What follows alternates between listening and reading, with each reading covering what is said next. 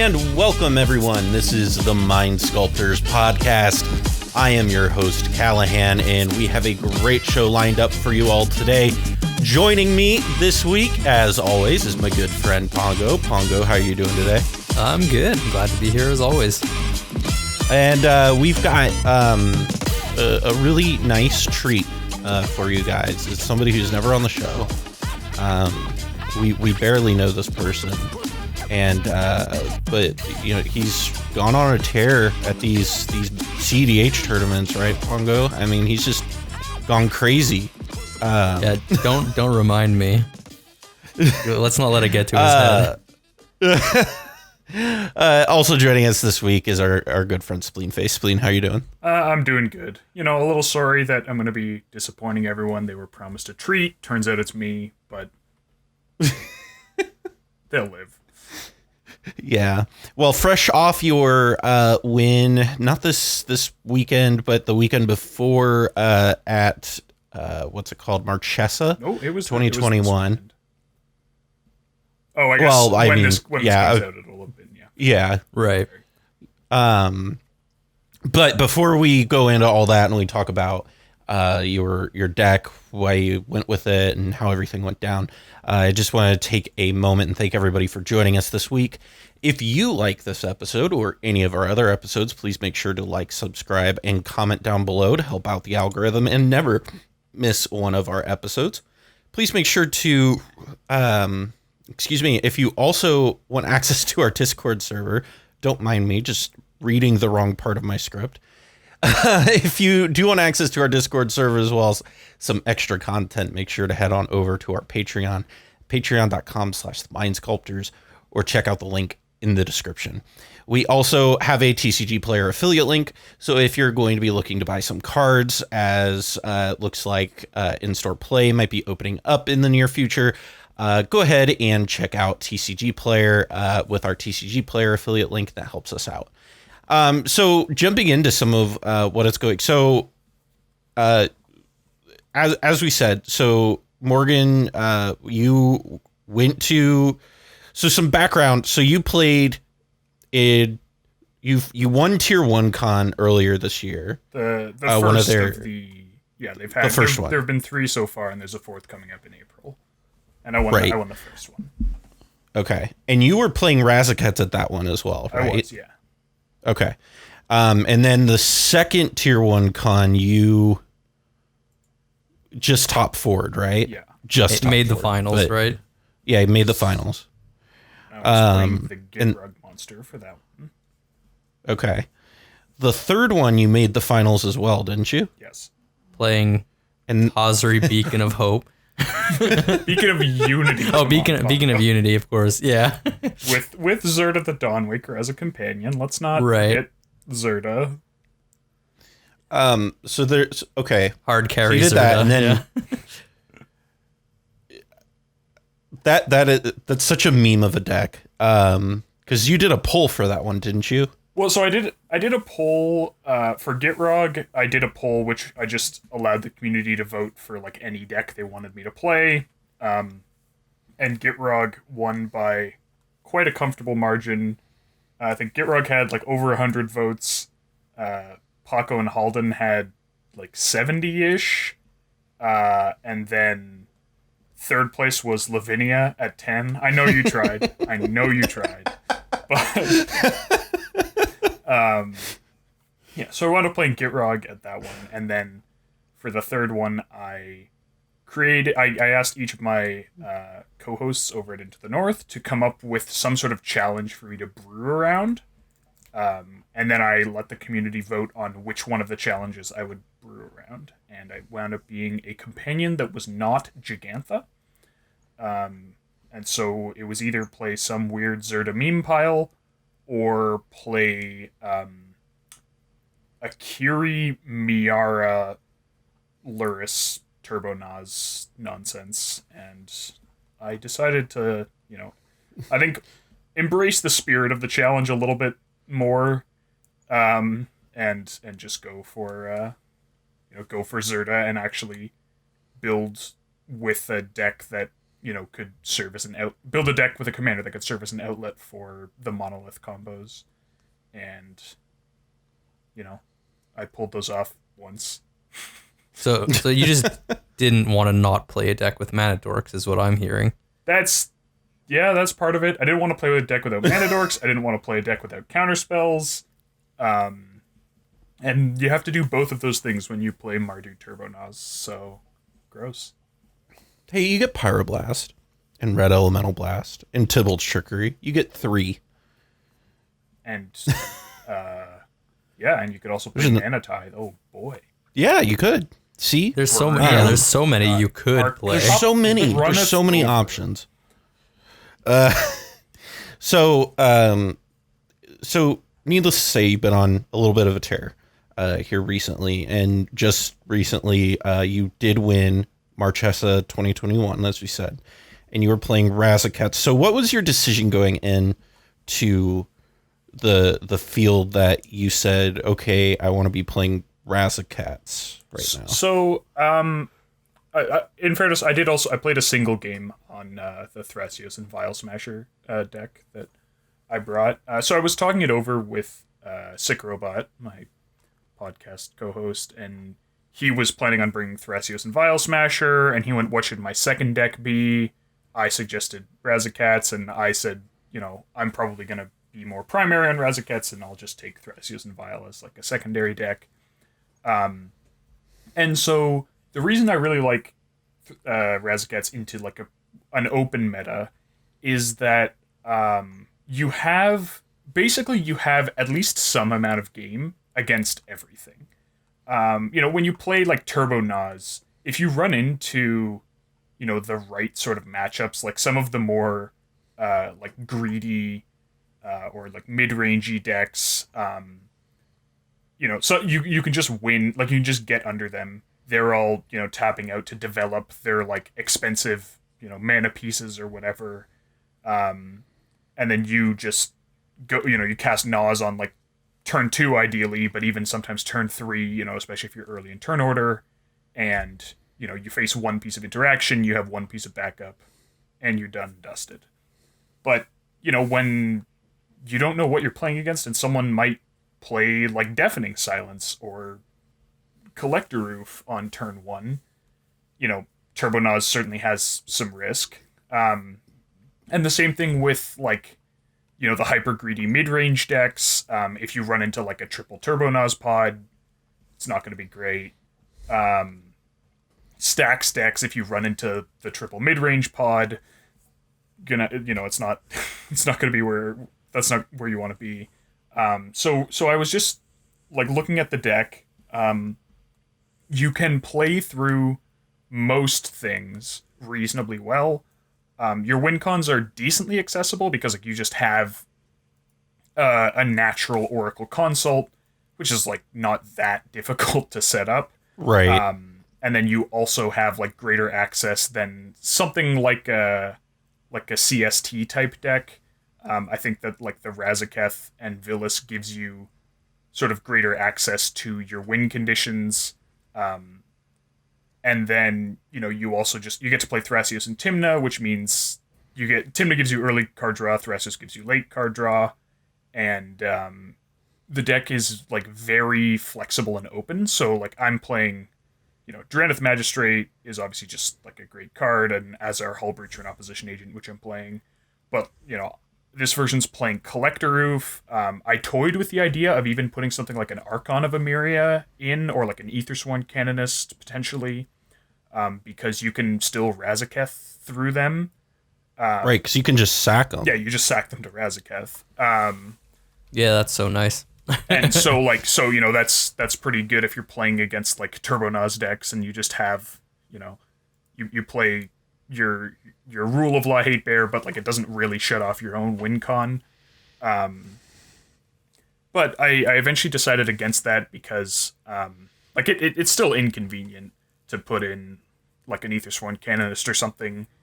You can't naturally Oracle Consult. Oftentimes you want to be like developing a little bit more than that. Like you might want to cast, say, a Tutor and like an extra, it's turn 5, you have like 7 or 8 mana, you might want to say cast a tutor and then also like play the mana dork that you drew off your Tymna trigger.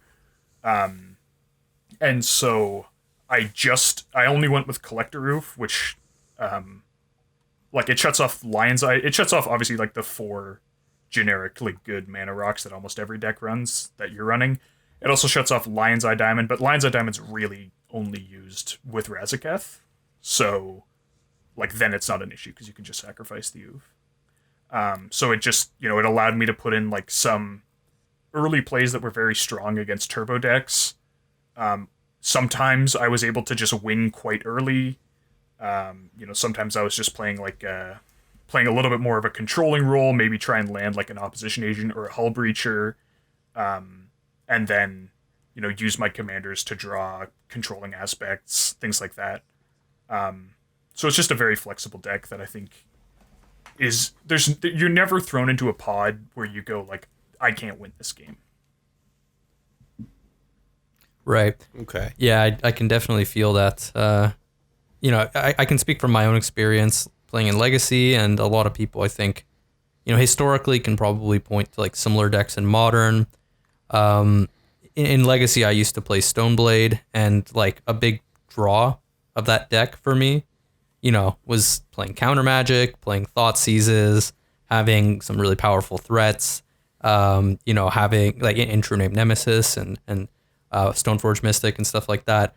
Having kind of just like this really solid rock of a deck, jamming that, having kind of like game against anything that people might play, even if you're not necessarily like favored against anything, it's a good feeling. And certainly it's the type of situation that rewards like really tight, good play. And so, I think I can understand where you're coming from in that respect.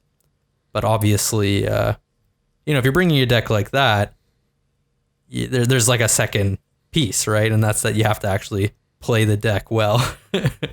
Yeah, I mean, certainly that's historically been an issue with Razakats as a deck. I think it's actually like certain parts of it have become a lot easier.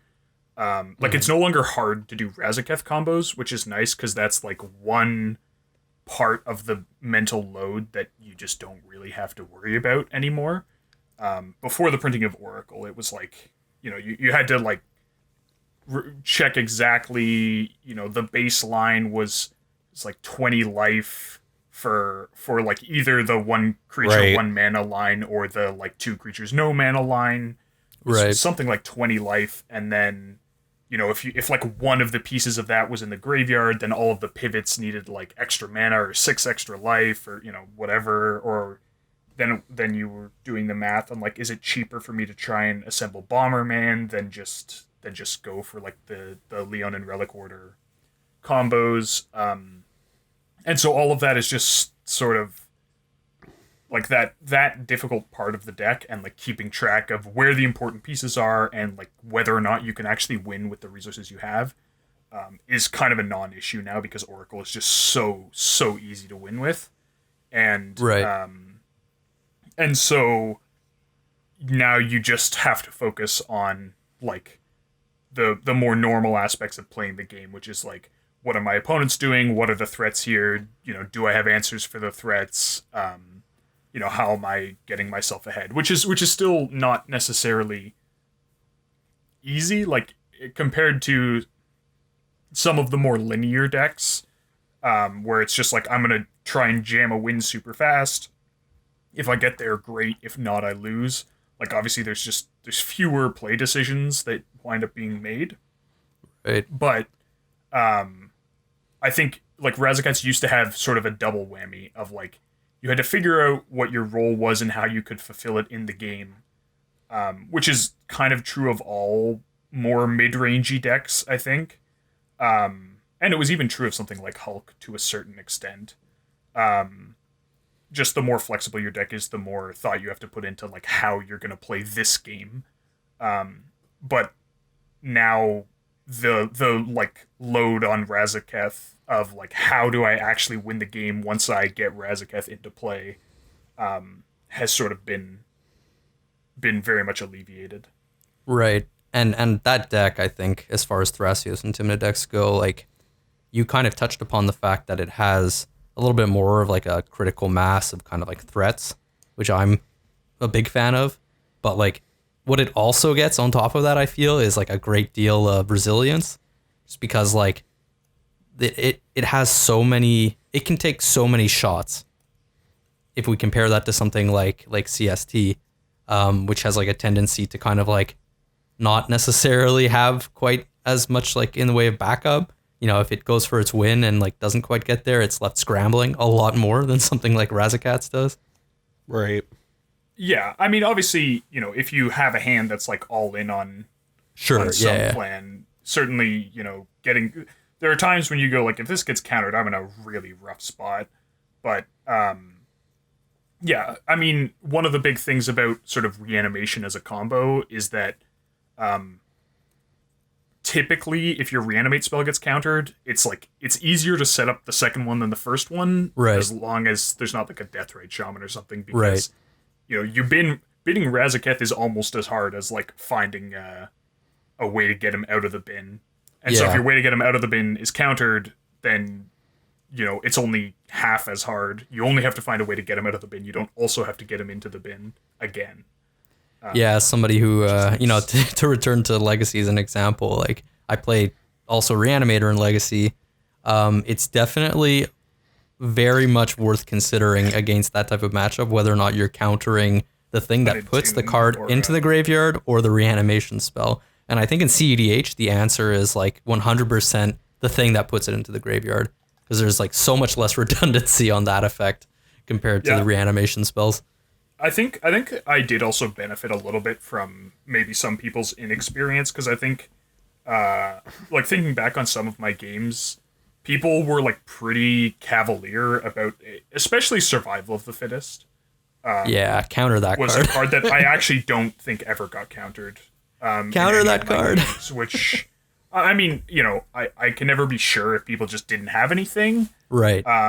But like, there were some hands where I sort of went like, well, I guess, you know, I have a way to find Survival of the Fittest, which is like a one card, you know, it's a quote unquote one card combo, because with either Spellseeker or Loyal Retainers, which we'll probably talk about more later, you know, you can search for your Razakats, put it in the graveyard, search for something that lets you get it out of the graveyard.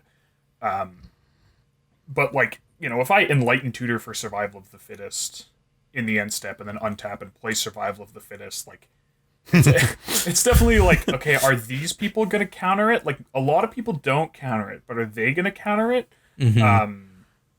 And I think, I'm not sure if my opponents didn't have anything, but there were definitely games where my opponents had stuff after I landed a Survival of the Fittest and didn't interact with Survival of the Fittest.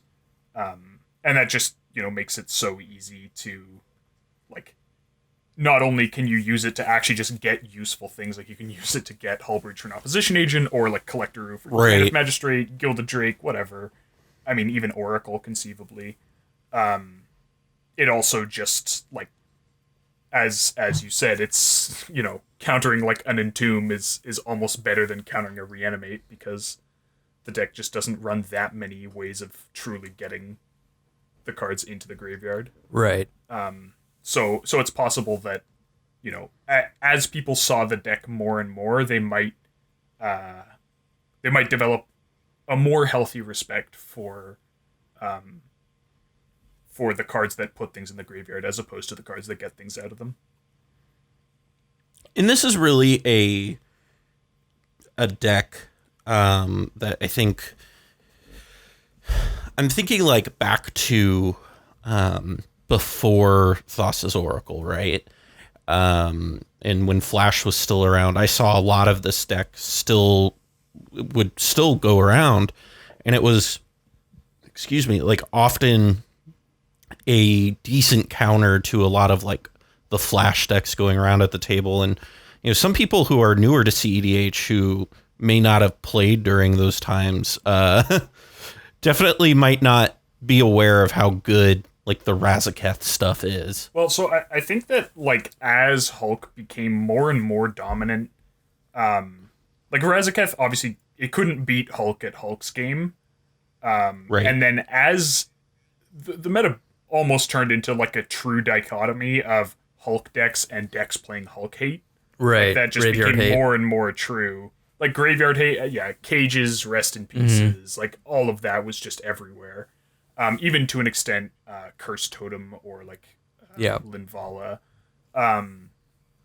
As that became like more and more prevalent, I think Razakats was in many ways punished a lot more than Hulk was by the prevalence of those cards, which sort of made the deck fall off in popularity, because it was attacked by all the stuff that attacked Hulk, but it didn't have the I can't stress how obscenely strong Flash, the combination of Flash and Hulk was.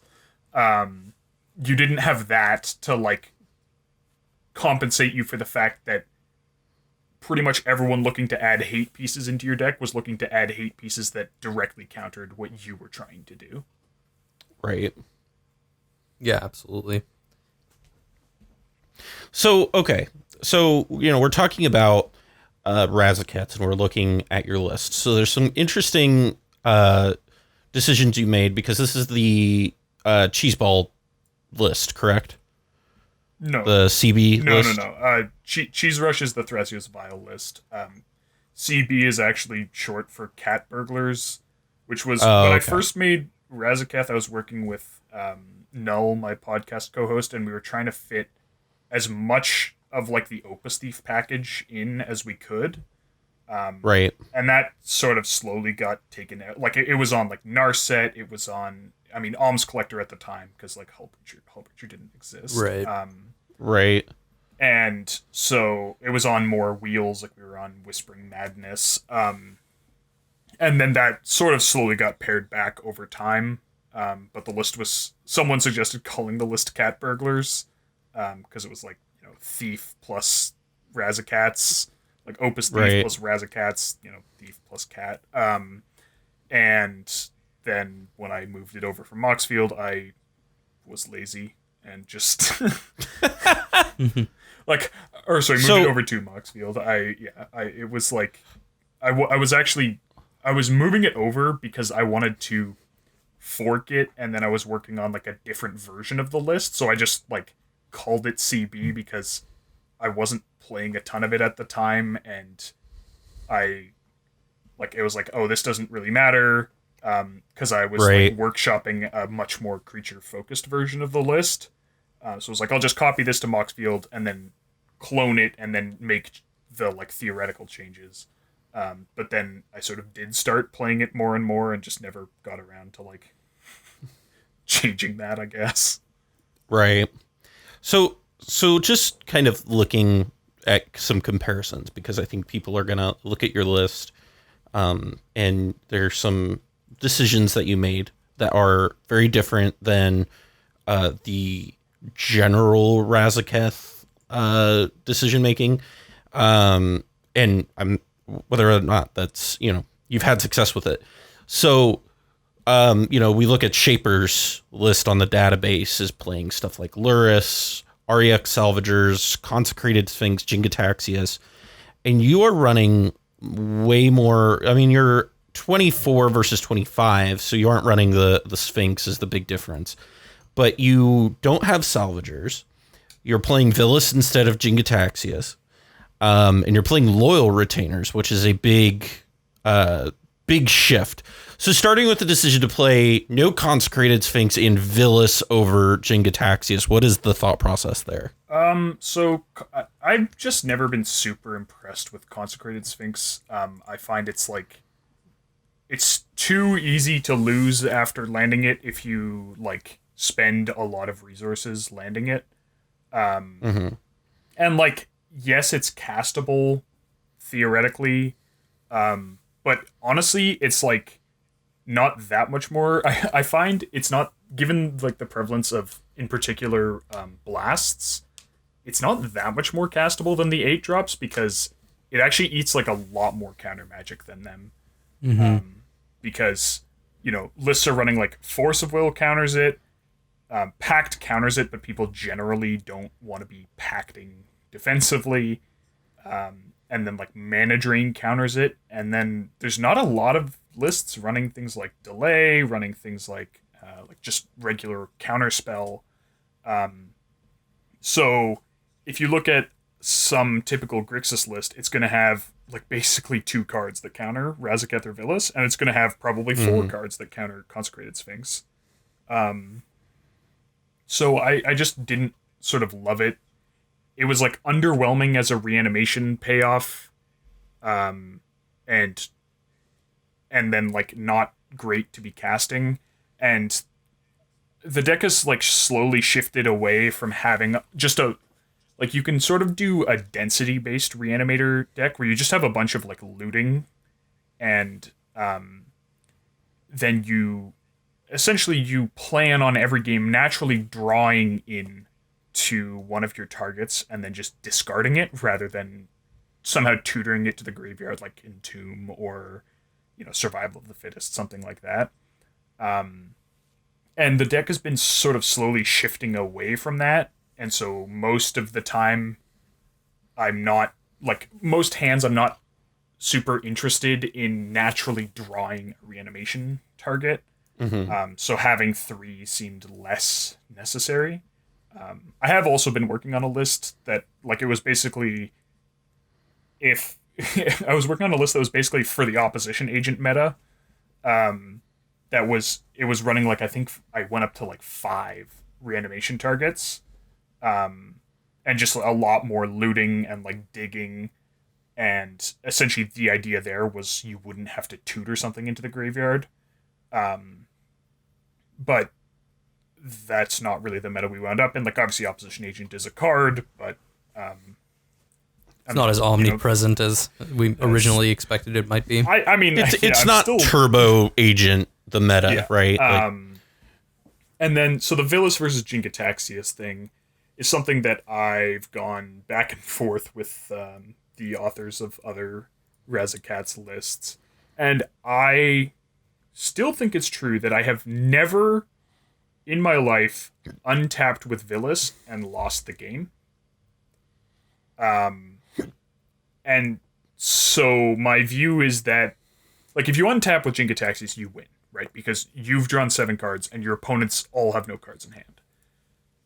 But if you untap with Phyllis and win anyways, then it actually doesn't matter that, like, Jin-Gitaxias doesn't do Jin-Gitaxias better than Phyllis does.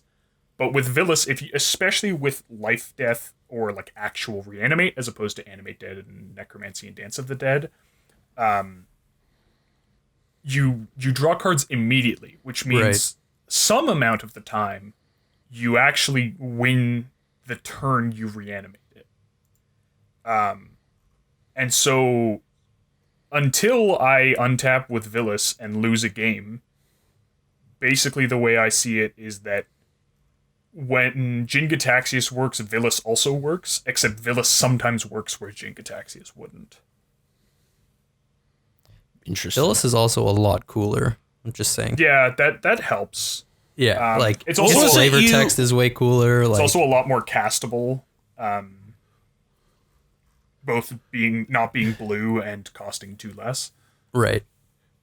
Pongo, you said something in your iconic video about, what was it, Phyllis doing his best impersonation of Griselbrand. Yeah. He's not quite as powerful as Razakats. Like, Razakats is probably like the more obvious comparison to Griselbrand, even though Phyllis like draws cards, and like, you might want to compare him to Griselbrand from that perspective. But like, in terms of reanimation targets that are kind of like, I would say, top of the format, best thing to be reanimating, Razakats probably definitely takes the cake there. Definitely excited to jam a couple games, I guess, for the first few days of April on cEDH Nexus.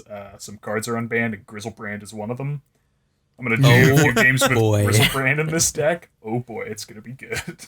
Yeah, I mean, that's like the whole reason why I built Reanimator. Like, I built it just so I could play Griselbrand somewhere, right? Like, you haven't felt you haven't really felt like powerful Magic, I think, until you've put Griselbrand into play and just like drawn 7 cards, either have like like a bunch of unmasks to like absolutely tear apart their hand and like lotus petals into cabal therapies, or like, you know, like what I did like way back in the day, which was just like draw into Force of Wills, and then you just have like, you know, a 7/7 flying life link and you're just drawing 7 cards every turn and drawing Force of Wills.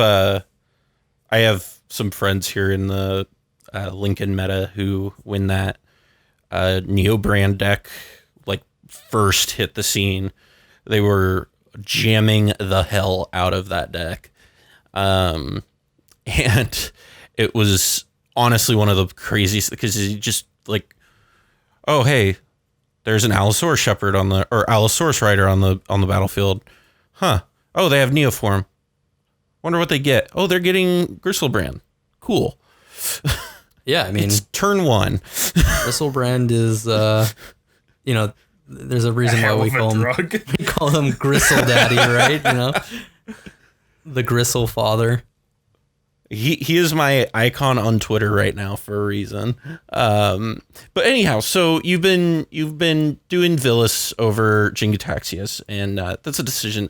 You and I have talked about that too, in private to some great length. But so the interesting thing here, and I can kind of make the connection where it's filling the role.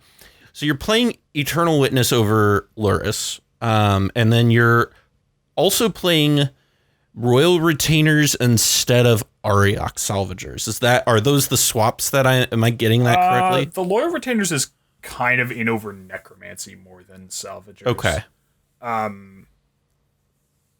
So I mean, I'll start with Eternal Witness Luris, because I think that's sort of the easiest one. We can just get that out of the way. And that's what we want to know about, yeah.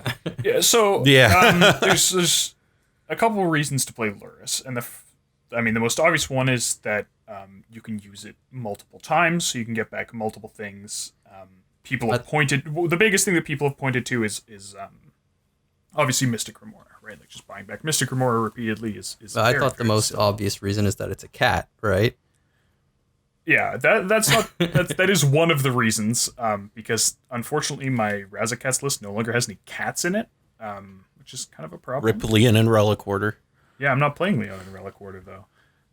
Yeah, I said rip. Oh, I thought you said like Leon. That's the usual deck that was the original cat. Leon and Relic Order. I actually, there was a while when it was more wheel focused, where like Alms Collector is also a cat. So I remember joking that like my Razakats list could like everyone else was playing Razakat and I was playing Razakats because I actually had 2 cats. Right. I actually have my own branch, which is called No Fat Cats, and it has no cats in it. And it's also slimmer. So yeah, you can use it multiple turns. It's obviously also very good with Animate Dead and Dance of the Dead. But I sort of found that there just wasn't like that much that I really wanted to be playing out of the bin that often. Like getting back Mana Dorks, like Mana Dorks just don't die that much. And like it looks like a very good Tymna attacker. But unfortunately, it's only good Tymna attacker if you actually don't care about it, because 2 toughness just means that it dies very easily to a lot of things. And so it's like harder than you might think to attack and connect repeatedly. Right. Like it is quite easy to kill if someone decides that they're like motivated enough to kill it. So, you know, you're staring down a Dark Confidant and you're like, okay, I guess I have to make a decision here. And so like the stats aren't great. And then, I mean, I like the utility on Eternal Witness in buying back. Obviously, it just buys back way more different things, and you can use them later. I feel like one of the things I buy back weirdly often is Silence. Like I've sometimes had it in my hand and gone, okay, here's what I'm going to do. I'm going to try Silence with like double counter backup. And if it goes through, I win. And if it doesn't go through, I'll E-wit it back and I'll try again later. But the big, so that's like the case for the utility of Eternal Witness is just, it's obviously way more flexible. But the biggest reason that I play Eternal Witness and not Luris is that I don't want my combo to lose to Drannith Magistrate. And so yeah, part of the sort of baseline Razakats combo is that you get Lion's Eye Diamond, you crack it, you get Eternal Witness or Luris, you cast it, replay the diamond, sack the Eternal Witness or Luris, and go get a reanimate spell that costs less than 3. So like let's say you get Animate Dead, then you crack the LED for black, you Animate Dead the Eternal Witness, and then you get the LED back, and so you can essentially, for every reanimation effect you have that costs less than 3, you can net some amount of mana. And so like you chain through that until you build up the mana to cast your Oracle or whatever. I mean, that's usually what you do, but if Oracle's off the table, to set up your other win.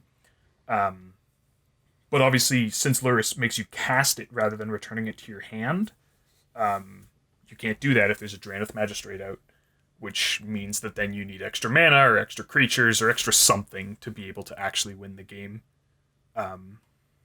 Which was something that I really wanted to avoid. I quite like the fact that with this deck you can often, like Thrasios and Tymna are some of the easiest commanders to get out under a Drannith Magistrate. And so if you can land, even if you only land one of them, a lot of the time, you land one, Drannith comes down, and then you can win through that. You have one of your commanders that's drawing you cards, and you can win through the Drannith Magistrate, so you don't even feel pressure to, like, get rid of it. Like, there's some decks that can, like, theoretically win through Drannith Magistrate, or, like, even something like Tymna Razakats, where, like, ostensibly you can ignore Drannith Magistrate a lot of the time. It obviously shuts off Breach, and also, like, you're decently likely to not have one of your commanders in play on turn 2 when it comes down, like if you were playing, Mana Rocks or things like that. And so you're like, okay, maybe I'm not going to dedicate a lot of resources to removing this Drannith Magistrate, but, like, I'd like it to be gone. If I see an opportunity, like, someone's casting a wheel and I have a bounce spell, like, I'll just bounce it, it'll get discarded, and then, now I'm somewhat unlocked. But I like the fact that in this deck, like, if I had a bounce spell and there was a wheel in the stack, and I had, let's say I had Thrasios in play but not Tymna, like, I probably just wouldn't bounce a Drannith Magistrate, and I would leave it in play, locking out 2 of my opponents. And I just like being able to ignore it that way. Yeah, I agree. And it's certainly nice, even in situations where, like, Drannith Magistrate is not in play, just having 2 commanders for Razakats, that's hot. Yeah. So, on loyal retainers, then. So we're getting there. So you're playing this over Necromancy. What does this do that Necromancy doesn't do? Dodges Swan Song, Fierce Guardianship, Force of Negation. I guess that's kind of it. Negate. It dodges a lot of stuff. I mean, people don't play Negate. Doesn't see a lot of play. I guess it's also better. It's much better against SWAT. Like, sometimes it can get swatted, but very rarely. Right. Yeah, there would need to be another legendary creature in your graveyard. Yeah. Which is, I mean, realistically, that means I think the only one besides the commanders is just it's Phyllis. The two targets that are totally I guess you get G.O.A.T. Yeah. Like consolation prize or something. Yeah, exactly. Yeah, so it dodges, I guess, SWAT, Guardianship, Force of Negation, Swan Song. There's probably other stuff. I guess Ranger Captain or something like that. But right. Well, it's just like very difficult to counter. Is the sort of primary use case. And so, like, typically the deck, when you do like a survival line, you would, you discard a Mana Dork, you find Razakats, you discard Razakats, you find Spellseeker. Was like, that's what's in the main list, and then Spellseeker just finds Reanimate. So like, Loyal Retainers over Necromancy dodges some stuff, but Loyal Retainers over Reanimate actually dodges, like, infinitely more stuff. And when you're setting up some sort of survival line, that's the comparison you're making, right? Because the way you get Razakats out of the bin with survival is Spellseeker for Reanimate. So then it's not just Swansong, Guardianship, SWAT, and like Force of Negation. Then it's also then you add like Flusterstorm, you add in Miscast, you just add in like a whole Misstep, like all of these things that can counter Reanimate that don't touch Loyal Retainers. And if you're doing Spellseeker, you can also get blasted. So Right. so like Spellseeker for Reanimate basically gets countered by every counterspell that sees play in the format with the exception of Dispel. Oh yeah, I think like creature-based win conditions are so And underrated. Loyal Retainers gets countered by Force of Will and Mana Drain, and like counterspell index that are running it, and Pact if your opponents can pay for a pact. Right. Yeah. And that's a tall order at a lot of points in the game. You know, like I can speak from the experience of putting Derevi on the stack pretty often that like I'm not usually worried about it resolving. I'm worried more about, you know, the removal that comes after.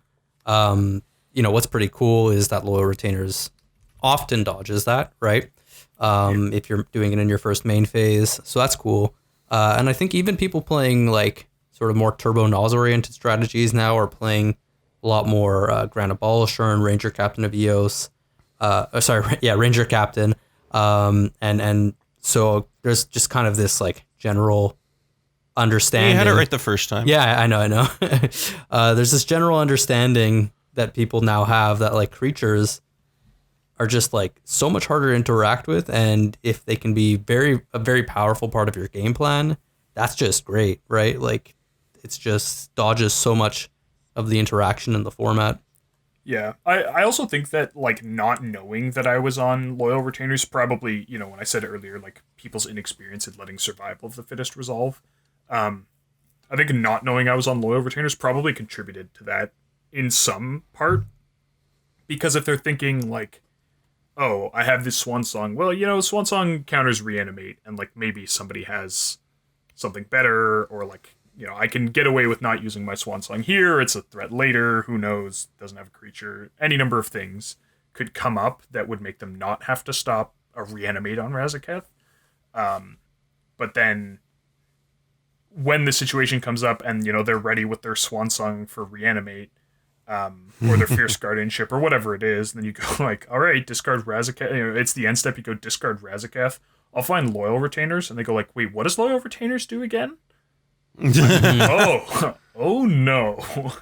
And there's like so many lines of play that just play around interaction, I think like almost fully, right? Like where if you have Loyal Retainers in play, and then you also like manage to put what's the blue 2 drop with that's the discard outlet? Ghostly Pilferer? Yeah, Ghostly Pilferer. Like you play out Ghostly Pilferer and like you're just dodging pretty much like all the possible interaction that they have at like various points. Being in the situation where you're like, oh, I have to red elemental blast a Ghostly Pilferer, or like gamble on there being a Razakats in play, right, is like such a rough situation for your opponents. And you can set that all up with Survival of the Fittest too, right? Turns out Survival of the Fittest is a good Magic card. Yeah, I think you know, I know for a fact that Sick wouldn't disagree with you whatsoever. I think that's probably like his favorite Magic card, possibly Also, of all yeah. time. It just like blows my mind because this is oh my gosh, I'm not going to go off topic here too much, but this is an example though in my mind of this like recency bias people have had with, oh well, red's overtaking green, and I'm like no, like I mean, green is still really good. Yes, it hasn't had a good year or two, but green is still insane. Yeah, I mean, there's certainly, you know, as you said, we probably shouldn't get into the red versus green argument, but right. Yeah, I think that Survival of the Fittest is a card it's like I mean, I have a healthy respect for this card after playing just way too many games against Hulk. Right. But I think, yeah, this is a card that, in my experience playing this deck, people do not give the respect it deserves. Especially in a world where both Hull Breacher and Opposition Agent have been printed. Because like that's been game winning so many times. Like, you just have 4 mana open. You know, worst case scenario, you're activating Thrasios, and you have Survival of the Fittest in play, and your opponents go like, okay, if I try to draw cards or tutor, I'm getting G.O.A.T here. Like, you don't even have to find and cast either of Opposition Agent or Hull Breacher. It's just the fact that you could get them at instant speed. Right. Yeah, it's like you can't let that card resolve, and also like you kind of like, you know, depending on what your interaction is, you might just like not be allowed to let your opponent tutor for it. It's just that powerful. Like, and like in the it's Hulk very, days, 1 card win condition. You know, and it's like, but like I think also people, for example, if you play it, if you go like turn 1 land dork, turn 2 survival, it's like, as your opponent, knowing that you're not winning at least that turn, or like you can generally assume if someone has a 1 mana open and they're casting a Survival of the Fittest, they're not about to win the game. It's like, if it's turn 2 and you played like some mana or something, or a tutor or a cantrip on turn 1, looking at your hand and being like, I have to force of will this. Like, I think a lot of people, I think somewhat justifiably, like really, really don't want to do that. well, I don't know that about Force of Will, right? Because at least Force of Will is flexible enough to counter the follow-up. But sure, but I'm saying Swan like, Song looks pretty rough. Assuming you have Swan Song open for like my turn 2, right? Like, right. Yeah. If it comes down under your counter magic, there's not a whole lot you can do about that. Which like it really definitely can. There were games where like I looked at my hand and went like, you know, I had either Vampiric or Enlightened Tutor and a Dork, and it was like, all right, this is pretty easy, right? Turn 1 land Dork, turn 2 upkeep the Tutor, slam Survival. You know, people tapped out on turn 1. Profit. And then like it's just this massive threat that, you know, you can take in a bunch of different directions starting on turn 3. Right. I mean, it's a little bit like you know, the old turn 1 land Dork, turn 2 upkeep the Tutor for Flash or Hulk, and then just right. Where like you have this turn 1 that looks very non-threatening, and then turn 2 you establish, I mean, obviously winning the game is better than landing a Survival of the Fittest, but you just land like this enormous threat when like that in the future will make it very difficult to interact with you, and you're landing it when people are not prepared to interact. Yeah, and it provides, again, like so much resiliency to your deck, to your game plan, because, you know, even if you go, you know, sort of, we can say all in to some extent on like, you know, binning a Razakats and then like getting a Loyal Retainers, and like imagine a world where somehow that gets stopped.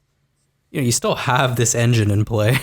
Yeah, then you're like, okay, well, you know, I guess maybe my next creature, I mean, either I can go for Spellseeker for Reanimation Dragon, or I can just, like, I'll just grab a Hull Breacher, an Opposition Agent, or, like, Collector for, I mean, even Gilded Drake, like, and just taking, you know, some, like, if you have Tymna out and Thrasios out, and then you just, like, Gilded Drake a Crom or something, like, yes, please. Yeah. There's a reason why it's banned in Legacy, folks. Yeah. It's a good reason. So last thing we'll talk about here is that finals game. And just kind of take us through how all of that went for you.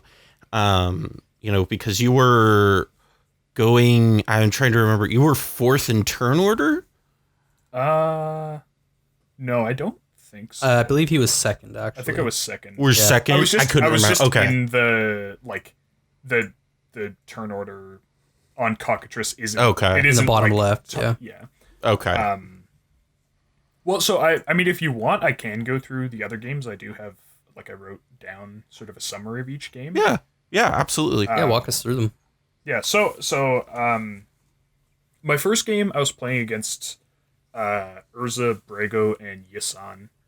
And I just, like, my hand was just I looked at the pot and went, I'm probably not gonna die on, like, turn 3 or earlier. So I was, like, pretty happy to just play, like, Dorks into Tymna, into Thrasios.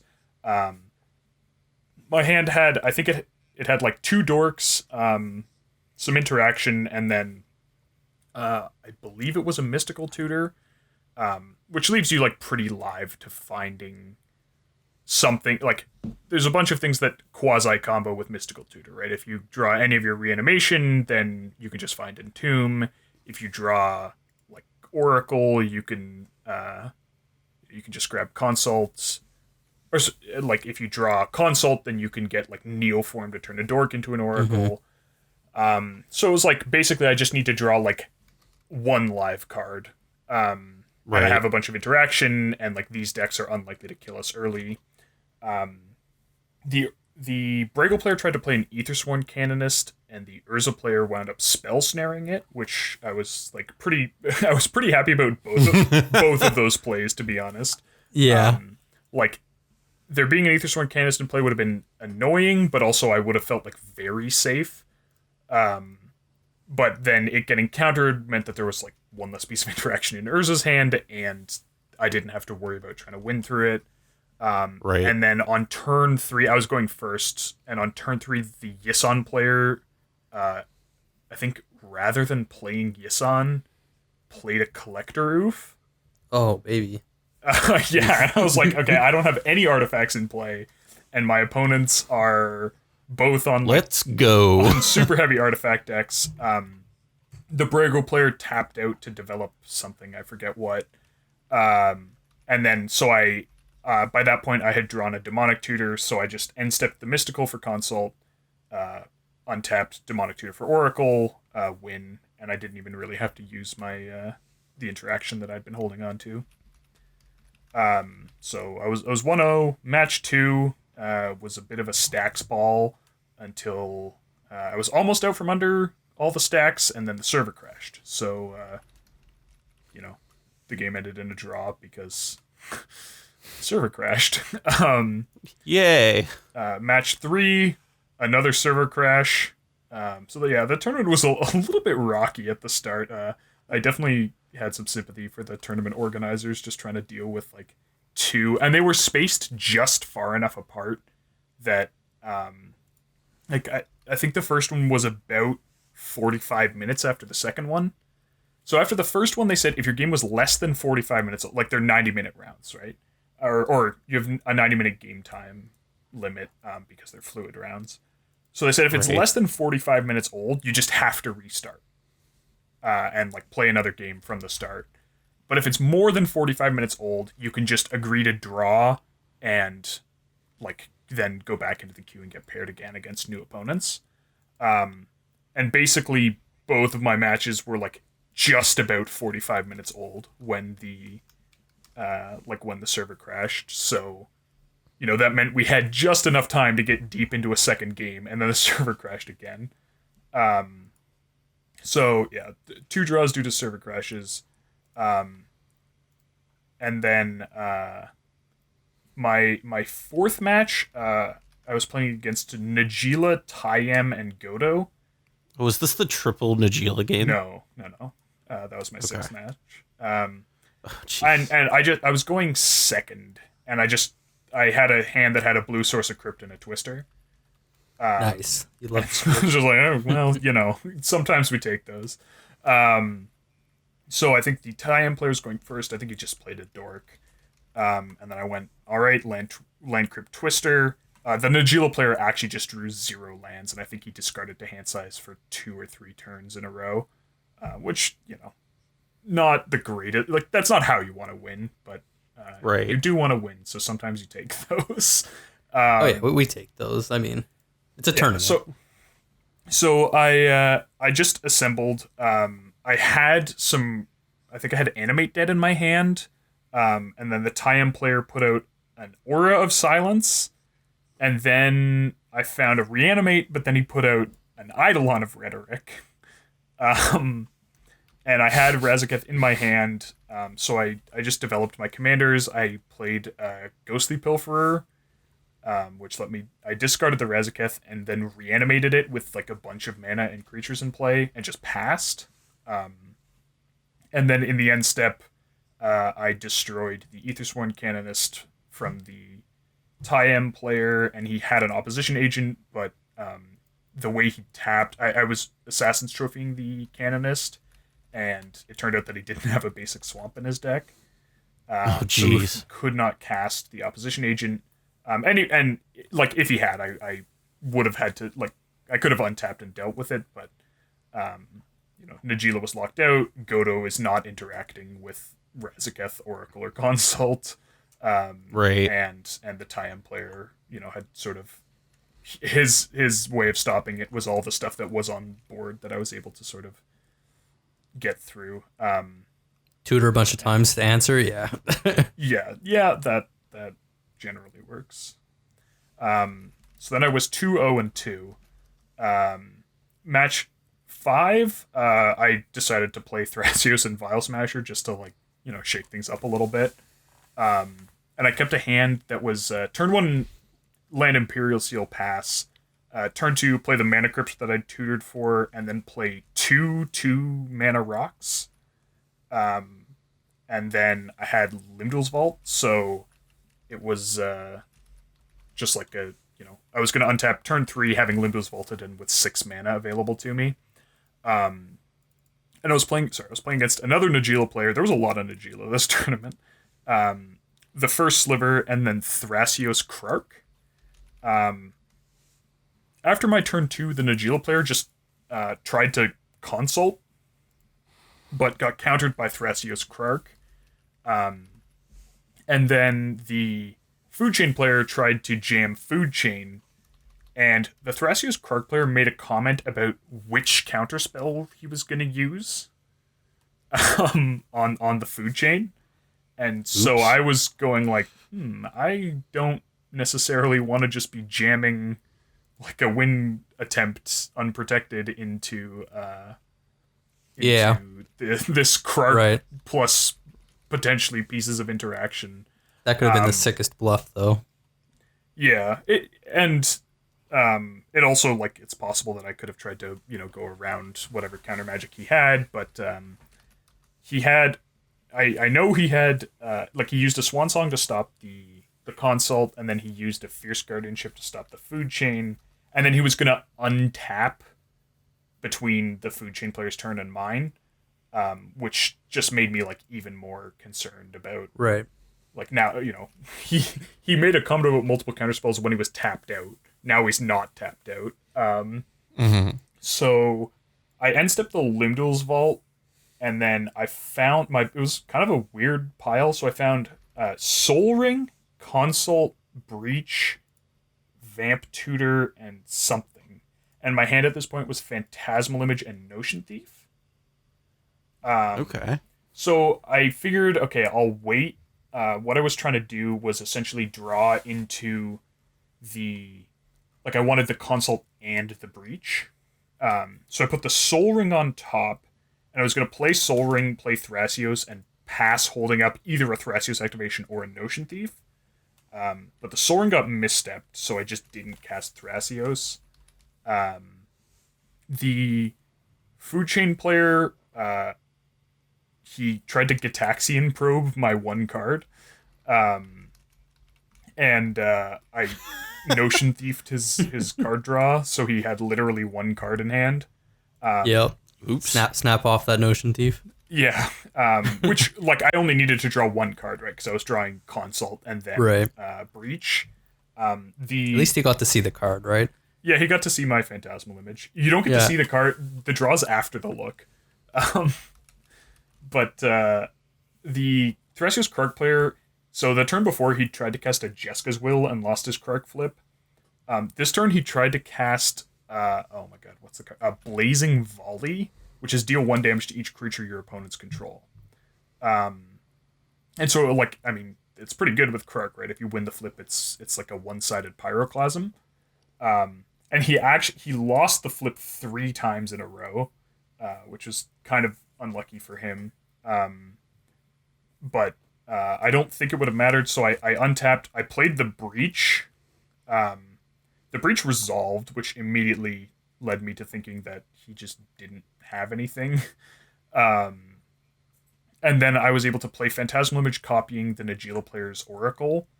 And then I consulted, and the Breach meant that if my consult had been countered, I could have played consult out of the graveyard again, which luckily I did not need to.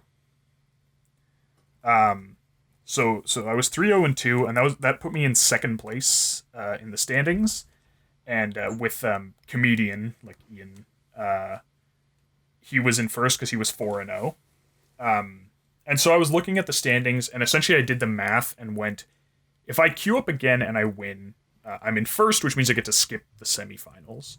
And if I lose, I'll still be in the top 13, like, pretty comfortably. So basically there's very little risk here. So I queued up against Najeela, and Kinnan.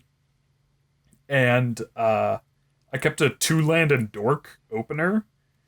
And the Kinnan player wound up on turn 2 Phantasmal Imaging a Najeela. So both Najeela players cast their Najeelas on turn 2, as Najeela players do. When they can't cast it on turn 1, obviously. And so there were 3... Yeah, Pongo would know nothing about that because he's always playing it on turn 1. Yeah. I was staring down 3 Najeelas, which was a little bit of a spooky experience. And then the Najeela player who was going first found Derevi and just was like... it was the classic... like, they're 1 mana short of the win on, like, their first attack. Because I guess it was a turn 3 Derevi. Right. So they attacked, they got in. I pointed out to them that they could kill... they could kill the Phantasmal Image Najeela with like, the combat damage trigger. So they untapped enough mana to, like, represent interaction. And then... they killed the Phantasmal Image Najeela.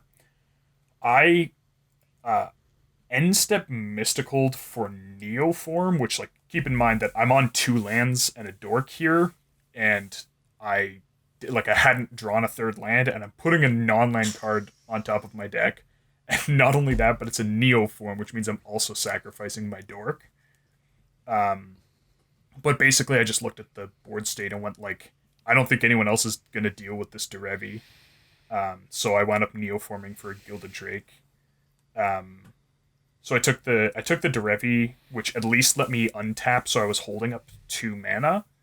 Like, I attacked with Thrasios and untapped a land. Which was, I guess, nice. And then in my next turn, before my next turn, I cast a Tainted Pact. The first card I hit was Entomb. And I even had, I forget what it was, but I had some sort of reanimate spell in my head. I think it was Animate Dead. And, like, so originally my plan with the hand was just, like, Mystical for Entomb, and then Entomb Animate Dead as a win. But then one of the Najeela players played a Deathrite Shaman. So I was like, well, I guess this is not really a plan anymore. So I literally wound up Tainted Pacting. I ran over the Entomb, and then I took a Hallowed Fountain. Which I think was also, like, a very... It wound up working out very well, because my opponents... Like, it really made me look like not a threat, right? Like, my board is 2 lands Thrasios and a Derevi. And I am, like, spending a tutor to find a land. So I played the Hallowed Fountain, and I cast Tymna. And then I attacked. I got to untap 2 lands and draw 2 cards. And then I found a Gaia's Cradle. So then... you love to see it. Yeah, it was... So then the next turn, I played the Cradle and then Spellseeker. And I Spellseekered for Cyclonic Rift. Because at this point, the Najeelas were, like... You know, they amassed some amount of warriors. Like, I think one of them had 5, and one of them had, like, 2 or 3. And I was going, like, we're getting to the point where, like, manual activations are just going to start becoming more and more of a problem. So I just found the Cyclonic Rift and then used Derevi triggers on Cradle to overload Cyclonic Rift mid-combat.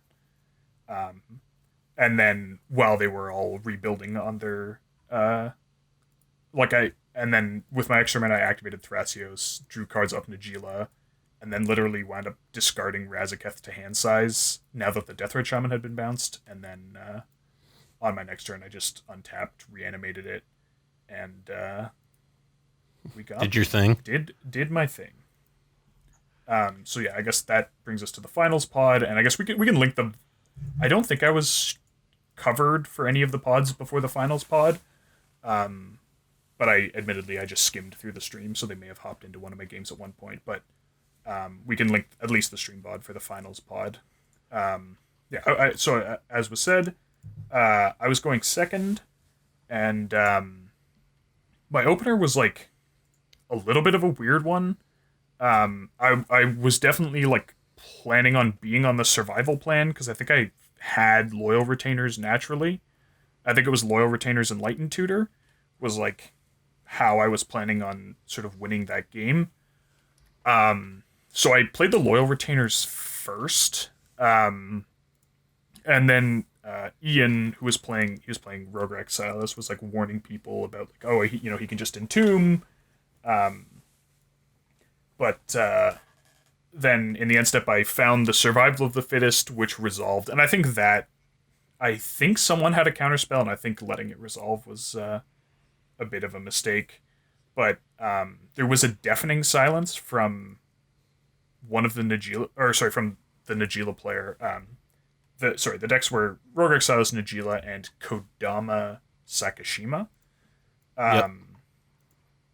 And so there's a deafening silence, which I guess probably meant people were thinking that it would be difficult for me to win through, which they were right. So I landed the survival, and then I just did an end step like Tutor and Bin Razaketh. I wound up getting Gilded Drake, and then someone pointed out after the fact I should have just got the Thassa's Oracle. Luckily, it wasn't too big of a deal because I had an extra mana dork, which meant that I could so I went for an Oracle Consult when it got countered. But then I just replayed a mana dork, so at least I had like an instant speed tutor for interaction if I needed it. But obviously if I just gotten the Oracle, I wouldn't have had to sacrifice my mana dork in the first place, which probably would have been better. And then Ian had been trying to resolve, he had a Hull Breacher who was trying to resolve a Time Twister. The turn before he cast it, and Kodama Sakashima had played Venser, and like there was an interesting discussion about whether he should Venser the Time Twister or Venser the Hull Breacher, and he wound up Vensering the Time Twister, and so he was saying after the game that essentially his hand like it had Phantasmal Image and something else, and so he was essentially looking at his hand and going, I can just win the game with the cards I already have, and so I don't want to take the chance of drawing a fresh 7 and maybe not being able to win the game. Right. So, but then the Najeela player played a Draneth Magistrate, which sort of locked him out of winning pretty hard. Like almost entirely or entirely? Without an opponent intervening? He had to remove the Draneth himself. I guess, he had Venser, so I suppose he did have it out. So my Oracle Consult attempt got stopped, and then Ian untapped, and then he just tried to replay the Twister again, but that got countered by the Najeela player, and then there was another sort of interesting discussion about an end step. The Sakashima Kodama player cast a Chord of Calling for 4, and then people were talking like, okay, he can get a clone, he can copy like my Razaketh, which was like pretty scary. But so my hand was Gilded Drake and Mental Misstep, and then I had an instant speed tutor because I had a creature in play. So I was sort of thinking like through the deafening silence, I think I'm actually like pretty safe here. So I let it resolve. and like he'd said he wasn't gonna copy Razakats, which I found interesting. But basically, I was thinking like, no matter what he gets here, like I think I can stop myself from dying, and if somebody else wants to interact with it, good for them. And also with a Gilded Drake in hand, there being a Kodama in play was like somewhat appealing. And so it turned out his line was going to be he had the mana, he was going to play Kodama, and then he had energy tap to make a bunch of mana, and then he was going to play Sakashima, copying Kodama, and then put out Phantasmal Image, copying Razakats. And I don't exactly know how, but I'm very confident that 2 Kodamas and a Razakats wins the game. Yeah, Like, checks out, you know. Just, you have 2 Kodama triggers for up to 8 drops off the Razakats coming in. You tutor a Zagana, draw a bunch of cards, you know. So Like, you draw 9 cards. question mark, Yeah, profit. Yeah. Profit, yeah. But luckily, energy tap gets mental misstepped. So that, like, it worked out even better than I had honestly hoped. Like, I was thinking I'm probably going to have to sacrifice this dork and go find some sort of interaction and stop him. And then he cast an energy tap, and I was like, oh, well, misstep just deals with that straight up, leaving me with my dork to tutor with Razakats and this Gilded Drake. So then I untapped, I drew a land, I played it, and then immediately realized I was an idiot because I could have won if I had Gilded Drake the Kodama first and then played the land, because I could have put in a Lion's Eye Diamond without spending my non-creature spell through the Deafening Silence.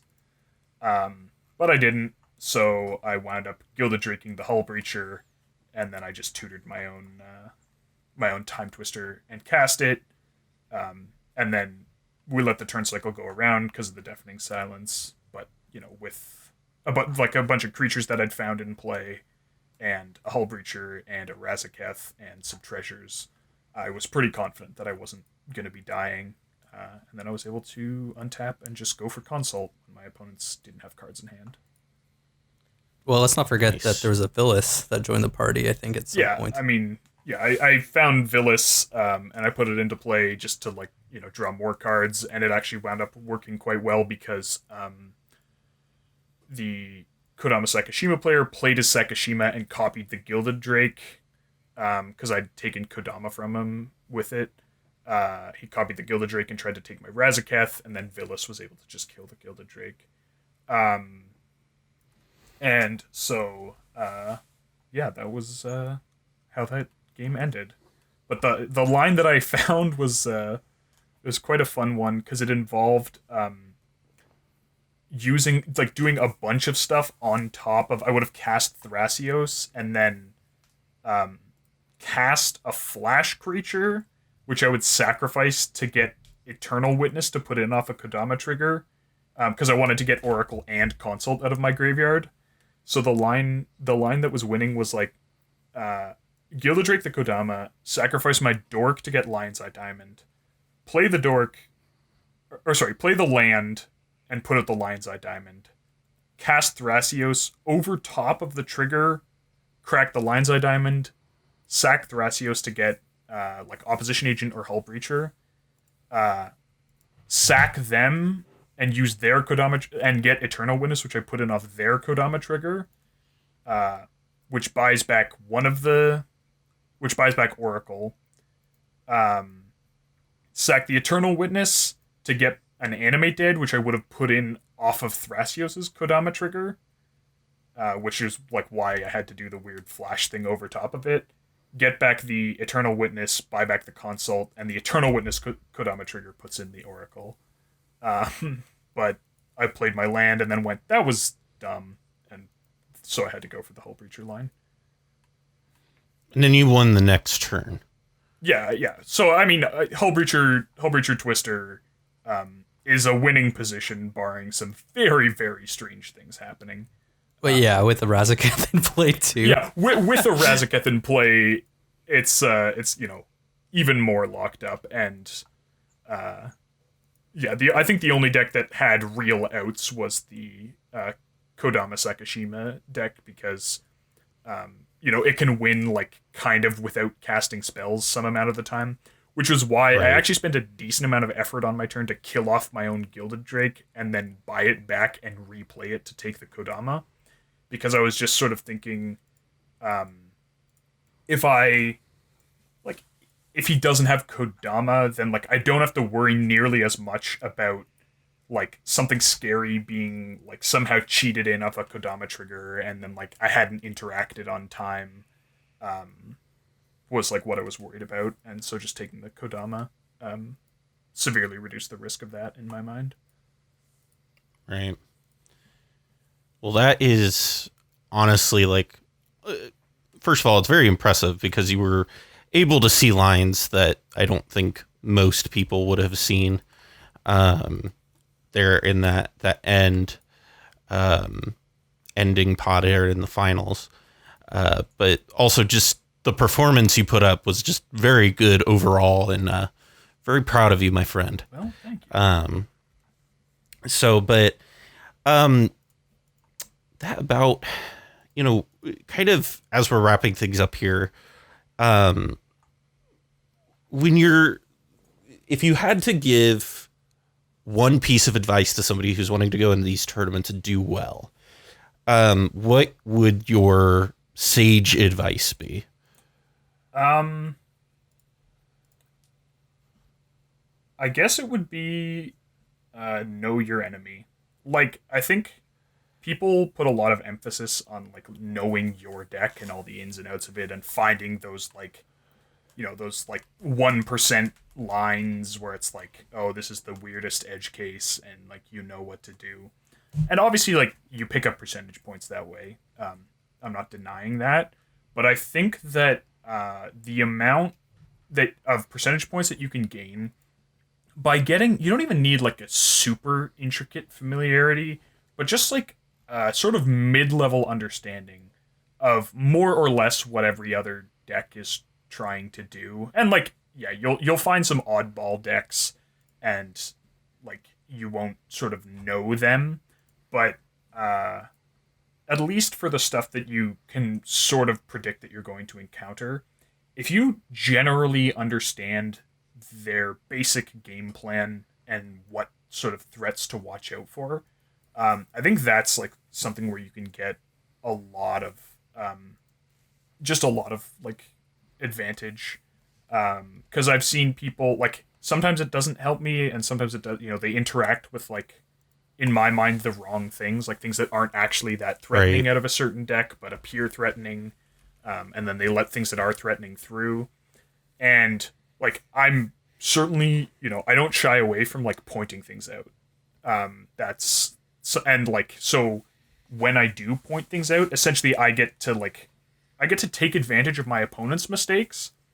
But if I sort of catch them and can convince someone, then my opponents don't get to take advantage of each other's mistakes the same way. Because like, if you can get someone to like change their threat evaluation, and like usually, you can, when you're talking about other people's cards, you can like change that at least a bit, especially if you say that something's like not a huge threat.